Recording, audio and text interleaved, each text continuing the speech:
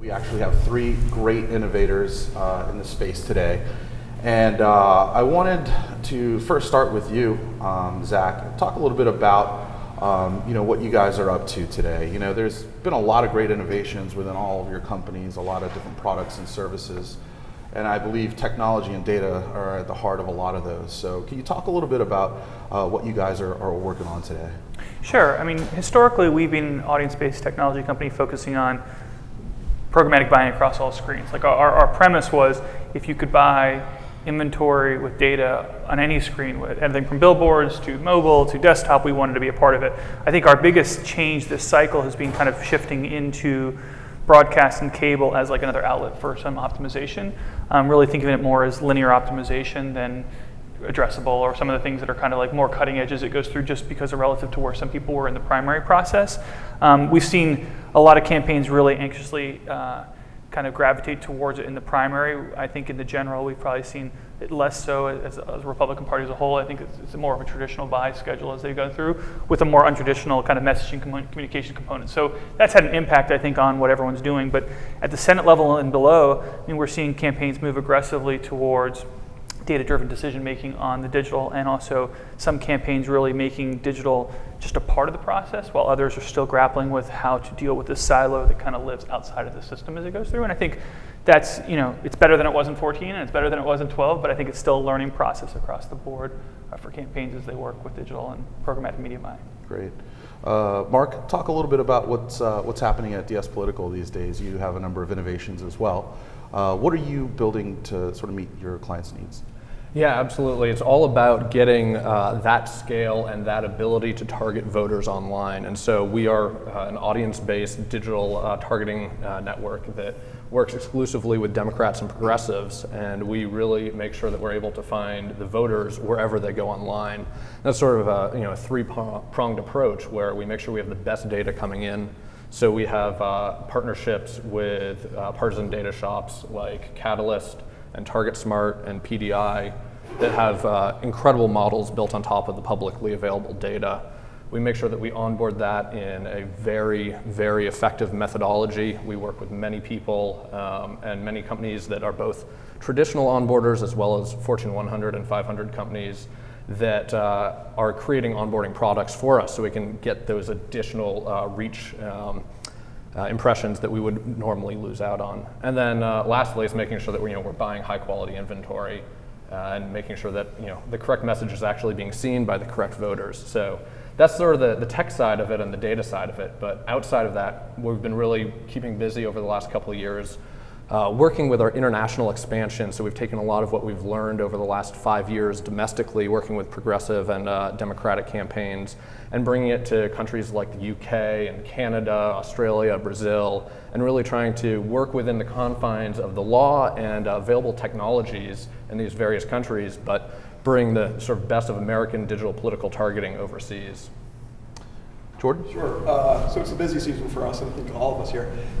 Two main areas. One is flawless execution, flawless execution, flawless execution. We've got last cycle on election day, I think we had a couple hundred campaigns running on election day, and making sure every single one ends perfectly. It keeps us kind of busy. In our free time, R&D. So two main areas for R&D. Number one, our compiler, taking offline data from MSOs and IP targeting them in a privacy compliant way. Right now we're up to about 50% of the country in terms of IP addressability. And then secondly, our Campaign Group Direct self-serve platform, and that's seen a rapid increase. There's several hundred users in there actively buying and planning right now.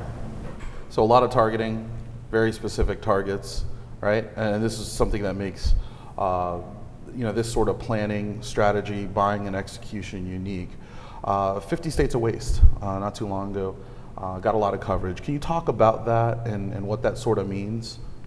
Yeah, so one of the challenges on campaigns is historically we tend to fixate on like the 1% of the time and give it 80% of the effort, as people talk about. And one of the challenges we want to look at was, what exactly is broadcast, is reach, and what is it doing as it relates to congressional races and others. And 50 states of waste was just a way of kind of breaking that out. The average congressional district in the United States, just because the DMA doesn't line up with a congressional district, gets about 25 cents for every dollar of efficiency as it goes through. And so the challenge becomes, and that's assuming everyone that you hit. I'm just talking about people within the district. Then you figure out how many people are actually Democrat, Republican, Independent. And I think it's a challenge because it in some ways it challenges the theory that there's broadcast gets too much of the money as it goes through. And I don't disagree. It has too much money, but it's still the most powerful tool in politics, I think. And I think there's a balance that needs to be found. And the challenge right now in campaigns is that if you took the spreadsheet telling you what the paid media plan was for a lot of these congressional races and you erased what district it was in the top, you wouldn't be able to tell where it was in the country. And we're not differentiating our strategies. I think on digital, we tend to have unique strategies relative to mobile and desktop and other things that you're looking to achieve. And yet we seem to have a little bit more templatized approach to broadcast percentages, to cable percentages. And so one of the things we did, working on partnership with Google and others, is to bring this data together and visualize it for people. So 50statesofwaste.com allows you to put in your congressional district and find out how much of it hits voters outside of your district as it goes through. So what happens if you're in Virginia 10 and you have to buy so much of Washington, D.C.? Because the basic premise is, at what point does something become too much? You're looking at what super PACs on the presidential side and the primary were paying in buying Boston broadcast to reach a primary voting Republican in New Hampshire. It could be $3,000 CPMs. And there's no one sitting there saying like, okay, at what point is that too much? Like, what are we giving up in order to do that? It's not that you don't fund that, but there's so many other things in the checklist that you should fund first. And so one of the things we're really trying to work on is how do you unleash the creative potential of your budget and create a holistic, media schedule based around that. This is what we did for the Cruz campaign. I think today you saw on Politico that Hillary Clinton's kind of done the same thing where they heavily bought into Texas in order to get more delegates, 72 extra delegates out of Texas to offset Bernie Sanders. The best campaigns are doing this. It's just a lot of other people are talking about it and not doing it. And so that's what the disconnect is in that. And I think that's the challenge that you find is that this cycle, I think people have gotten a lot better about talking about how they're going to use programmatic and digital. And yet, when you look at the FEC reports, there's still this massive disconnect between what we say and what we do. And so I think that's what firms like this are trying to do, is help people bridge that divide, without making it too scary, but also understanding to our partners, it is a challenge cycle because it's still very much in the conversational phase rather than the execution phase at scale. It's definitely changed a lot, but I would have thought we'd be further along this cycle than we were based upon what we've seen in 12 and 14. Yeah, there's a lot of building and building and building, and then a lot of things aren't used, right?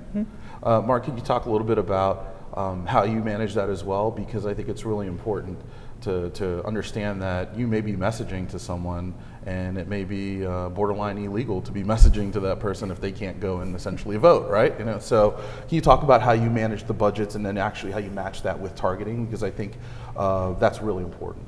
Yeah, I mean, we absolutely provide media plans to our clients that make sure we're taking into account what the waste factors are and legality issues.